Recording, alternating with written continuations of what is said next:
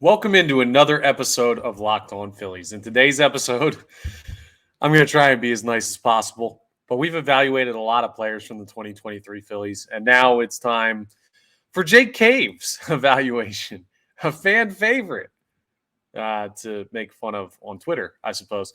Yeah, it's not going to be the nicest evaluation. I'm going to try and be as professional as possible, but we're going to break down his 2023 season and why the Phillies need a major upgrade on the bench over Jake Cave. All of that on today's episode of Locked On Phillies. You are Locked On Phillies, your daily Philadelphia Phillies podcast. Part of the Locked On Podcast Network, your team every day.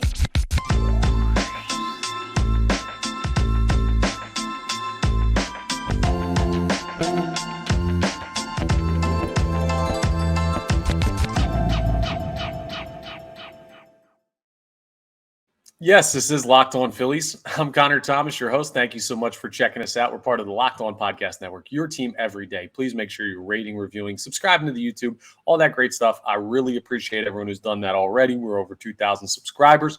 If you haven't done it yet, you get notifications when new episodes are posted. It takes 2 seconds to subscribe. It costs you no money. It's super easy to do. So really appreciate it if you would go ahead and do that on the YouTube channel after you get done watching this episode, of course, because I know you're all dying to hear what I have to say about Jake Cave's 2023 season. First, I got to let you know today's episode is brought to you by FanDuel.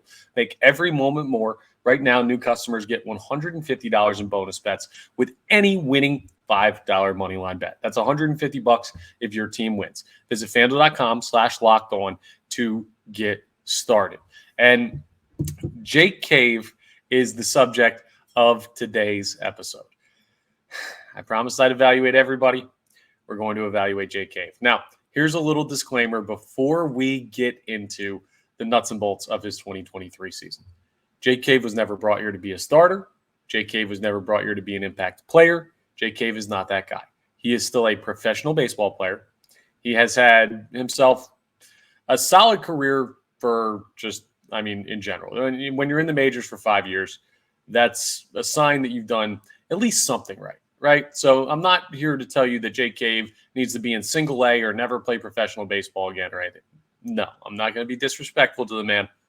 He is a professional athlete. He is a Major League Baseball player. He's one that probably shouldn't get a lot of time for the Philadelphia Phillies in any season, much less a season where they're competing for a World Series. So let's break down his 2023 season, run through a couple numbers here when it comes to what he put together coming off the bench and sometimes starting for the Philadelphia Phillies in 2023. Now, he appeared in 65 games for the Philadelphia Phillies in 2023. That's far too many because the numbers will show you. When you look at his batting average, he had a minus .2 WAR. He had a negative WAR. That's already a sign of a bad season, but a .212 batting average. And you might say, well, first year in Philly, kind of in a weird spot, wasn't expecting to play as much. Maybe that's an anomaly compared to what he's done. In 2022 with the Minnesota Twins, he had a .213 batting average. In 2021 with the Minnesota Twins, he had a .189 batting average. In fact, he's never hit better than .265 in his career, and that was way back in 2018. He's not that good of a player on the major league level. He's not. Home runs, he had 5. All right, cool. A little bit of pop, I guess. He had 39 hits and 184 bats. That's downright miserable, to be honest. 8 doubles. So 8 extra base, or I guess when you look at 8 doubles, 1 triple, 5 homers. So you do some quick math there. That's 14 extra base hits in 184 bats. The pop isn't there. He struck out 55 times. That's miserable. And honestly, 21 RBIs. He's just, you look at the numbers and you say, okay, 212 batting average, 272 OBP, 348 slugging. 620 OPS. It's just, he's a guy that has not really added anything to this team. Is he solid defensively? Yeah, he is. He is solid defensively. He's a solid defensive outfield option. But when you look at a bench that is going to have Christian Pache, just look at the team. Christian Pache, Johan Rojas, Brandon Marsh. Those are 3+ defenders at the major league level. Rojas is a plus defender. Christian Pache and Brandon Marsh are both plus defenders. You could talk about the offense of each and every one of those guys. That's not the point I'm making. If Jake Cave's calling card is his defensive prowess, well, Pache's better, Rojas better, Marsh better, and you have Castellanos already cemented in right field. So for 2 spots, you have 3 better defenders, and they all might be better hitters than Jake Cave too, if I'm being honest with you. I don't understand what he brings to this ball club. It's kind of an Office Space moment of what exactly do you do here? And every manager, it seems, has one of those guys, right? We see this all the time in Philadelphia. We see this all the time everywhere. Every coach, every manager, every person who makes roster decisions in professional sports will come across a guy in their career or a guy multiple times in their career, just it seems yearly for some, where they just have a player that they really like for some reason that seems imperceptible to the fan base. And Rob Thompson's guy was Jake Cave. Just kept trotting him out there. I don't get it. And I know there were points where you didn't have a lot of great options due to some injuries, and Kyle Schwarber wasn't a good defensive option out there in left field, so you kind of got to play him somewhere. The Phillies were forced because of a lack of depth at points in the outfield. Pache was on the injured list a lot. Rojas only came up later on in the season. That they almost had to play Jake Cave.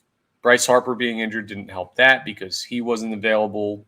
So Kyle Schwarber had to play left, and you had a situation where Bryce Harper was DHing, which forced Schwarber into the field, which meant Jake Cave had to try sometimes to potentially get out there to alleviate that. It was just such a weird season injury-wise that he played more games than he's probably ever going to play again in a Philadelphia Phillies uniform.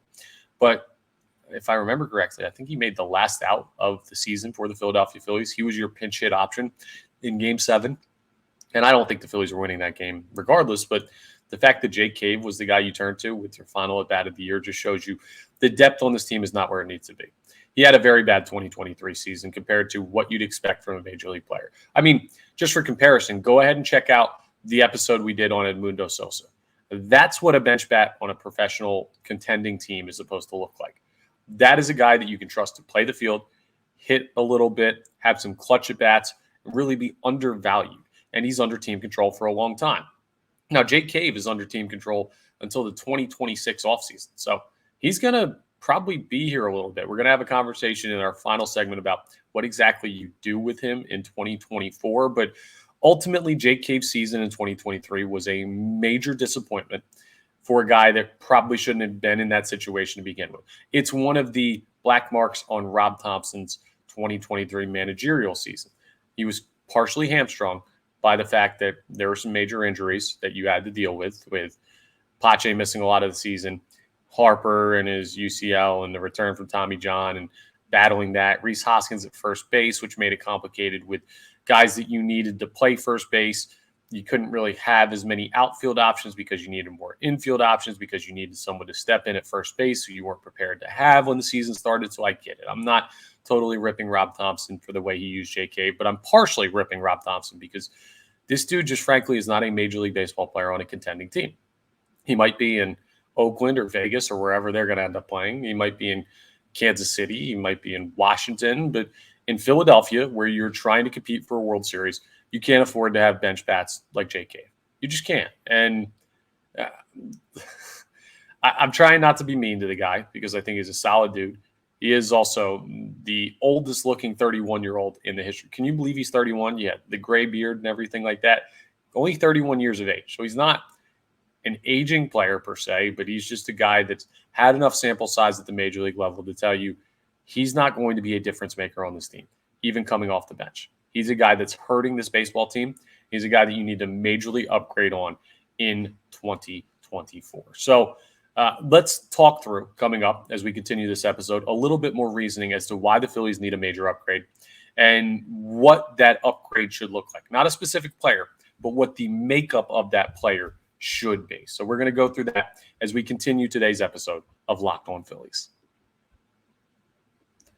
First of all, I want to tell you about FanDuel, my friends over at FanDuel. You can score this NFL season with FanDuel, America's #1 sportsbook.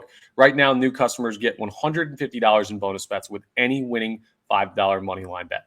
That's $150 if your team wins. If you've been thinking about joining FanDuel, there's no better time to get in on the action. Think about how easy it would be as a new customer to cash that $150. The Eagles play the Cardinals coming up at Lincoln Financial Field this weekend. Seems to be a game, even with all the Eagles' struggles, that they should win. You could bet $5 on that, and if you bet that on the money line, I don't know, you might make $3 back, right? A total of $8.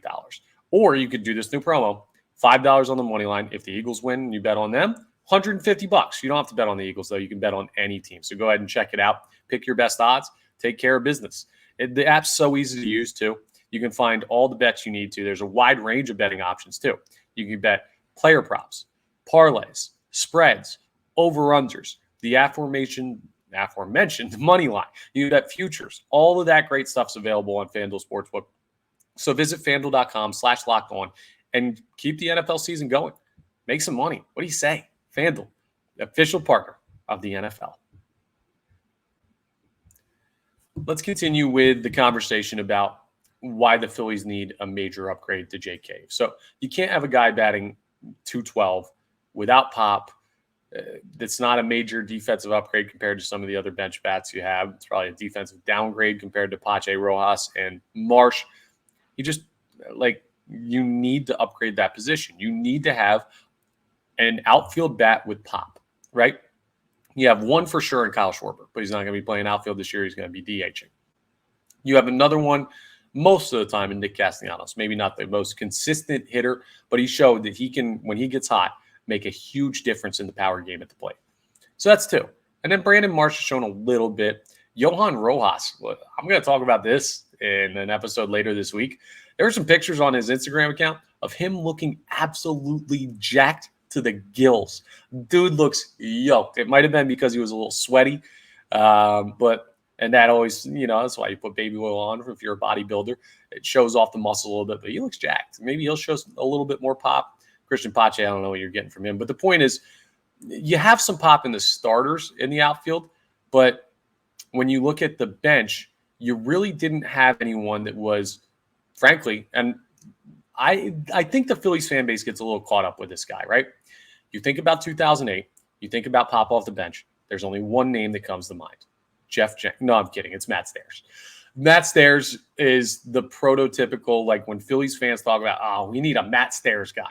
It's just going to come in, veteran hitter, a lot of power, chance to hit the ball out of the yard anytime he steps to the plate, and maybe in a big series, and that was hit against the Dodgers, who could be a playoff opponent this year with all of the moves that they've made.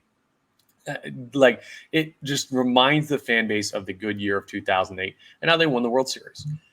Now, I'm not saying you need a typical Matt Stairs guy, but you need someone in that mold. I would want a veteran hitter, a guy that's been in the league 5 years or more. So someone that's proven that they can consistently hit the ball and hit the ball for power. You need someone who not necessarily has to be able to field their position all that well. I know what you're thinking. Bring in more defensive ineptitude. Well, you look at the outfield and you say, Castellanos, when he comes in and to his left, which is how the analytics have him playing now, has been pretty solid defensively. Marsh is good defensively. Rojas is elite defensively. Pache's been good defensively. You can get a job done defensively out there in the outfield, and maybe they bring in someone who's another defensive option as well, a guy that can play multiple positions, maybe a Kike Hernandez type dude. But even if you get someone who's just a pure power hitter, I think you have enough defense in the outfield to exist through the 2024 season. So the mold is power hitter in the outfield. It could be a right-handed bat. I don't have an issue with that at all because you have a lefty power stick in Schwarber, one in Harper. And as far as righties that consistently hit home runs, Castellanos kind of does. JT Realmuto, when he gets hot, can, but really your big right-handed power bat was Rhys Hoskins. I'd want a righty outfielder with pop, a guy that's hit 20 home runs in a season before, a guy that's hit maybe 25 home runs in a season before. And those guys don't just grow on trees, but I'm not so much worried about the defense. I'm worried about the ability to hit in small sample sizes. And regardless, whoever you bring in, if they play 65 games like Jake Cave did this year for the Philadelphia Phillies, that's mismanagement by Rob Thompson. I think you have enough talent in the outfield. I really do. Unless it's, again, Kike Hernandez does not fit this mold. He would be above and beyond, a guy that's more versatile and more proven than that, that's been a starter multiple times in his career with some really good organizations. That would be a guy that I'd be fine with playing 60 to 70 times. But if we're looking at the Matt Stairs prototype as just a general framework for what the major upgrade would be over Jake Cave, that would be a guy that wouldn't have to play all that much, 35, 40 appearances in the year, but does his job when he's called upon. When you need a late home run, you've got a guy on the bench that can go out there and try and get it for you, a swing for the fences type of guy. In a game that's become obsessed with power, I can't believe the Phillies have gone the past 2 seasons without truly having that guy off the bench, but they have, and that's something they've been missing.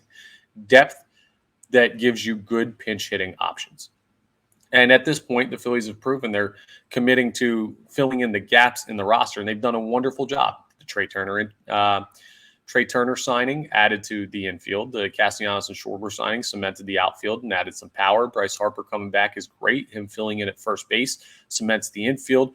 Bohm, Stott, Realmuto, round that out. I mean, they're a pretty ironclad lineup when you look at filling in the gaps. The gaps that exist still are rounding out the bullpen, and I think the bullpen's already in a pretty solid spot, and adding bench depth. And the number one spot they need to do that is replacing the Jake Cave innings, the Jake Cave games from last year with a player who's more capable of playing in those spots. A better hitter who's not going to hit 212 is also going to show off some pop. And hell, you can get a guy that bats 212, but what you can't do is you can't get a guy that hits 212 and hits 5 home runs. You're going to get a guy that hits 212. You need him hitting 20 home runs. You need him hitting home runs consistently when they get opportunities to spot start or pinch hit or anything like that. You need a home run specialist from the right side of the plate. That would be who I'd go out and look for. And again, this is just, it's all because Jake Cave is not good enough to be an everyday role player for this team. And that sounds oxymoronic, everyday role player, but that's kind of what he was in 2023. I know he only played 65 games, but if you needed somebody, he was their number one option off the bench for the outfield. And that's frankly just, it's just not good enough, guys. You saw it. I saw it. It's not he deserves to be out of the league. I'm not going to go that far. And I know some people feel that way about Jake Cave. I'm not going to go that far, and he's going to be on the team for a while unless he's traded somehow in some part of a deal. I don't know what that deal would look like or who they'd be tracking down. There's a chance that's a move because he's under team control until 2026. But the point is, he doesn't really have the ability to be playing on a championship contending roster as often as he did in 2023. And part of that fault falls on Rob Thompson, but part of that is also just circumstantial. You can't fill every hole every season.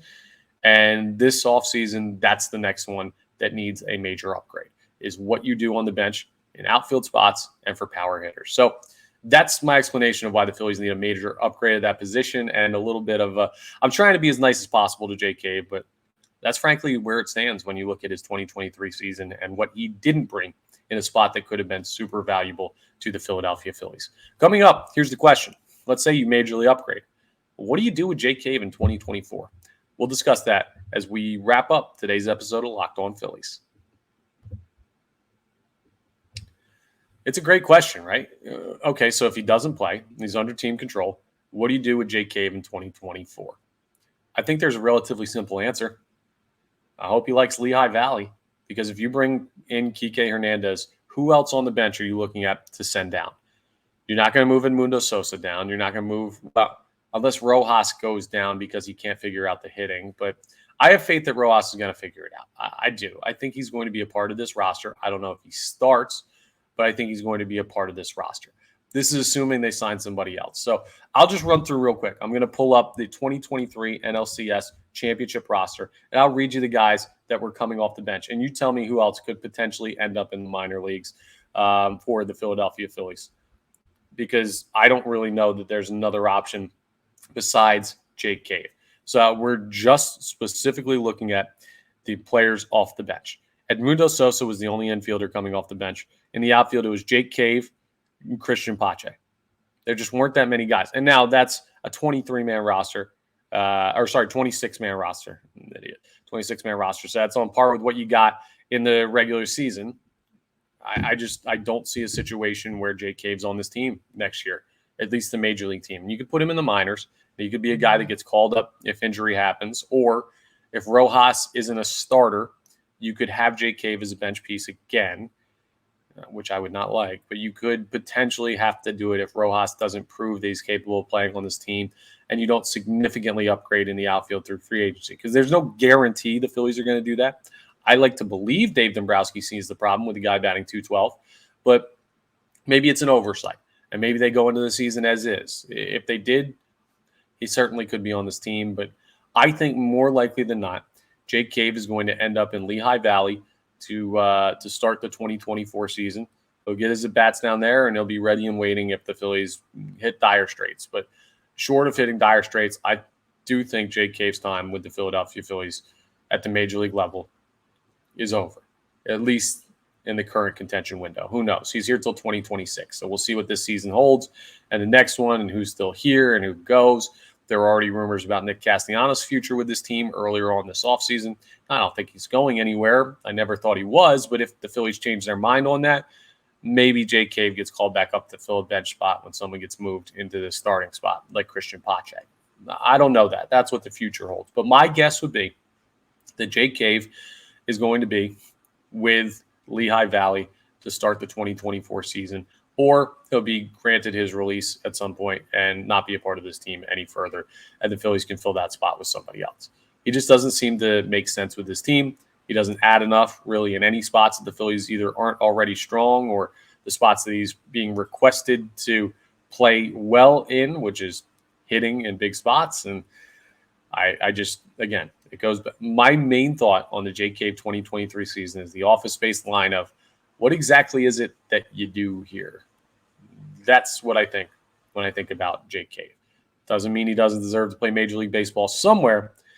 I'm just going to guess that it probably won't be in Philadelphia in 2024. That's my thoughts. Our next episode, our final player evaluation that we're going to break down. Christian Pache will be the last one that we do. He's a very interesting one because I am much higher on Christian Pache than it seems like anybody else is in the fan base. And I have my reasoning as to why, and it has nothing to do with his numbers. Well, it has a little to do with his numbers, but we'll break that down in the next episode. Thank you so much for checking us out. Please make sure, again, you're rating, reviewing, subscribing to the YouTube, all that great stuff. I really appreciate it. We are part of the Locked On Podcast Network, your team every day. And this has been another wonderful episode of Locked On Phillies. Thank you so much for tuning in. Again, really appreciate it. And I'll talk to you next time on the next episode of Locked On Phillies.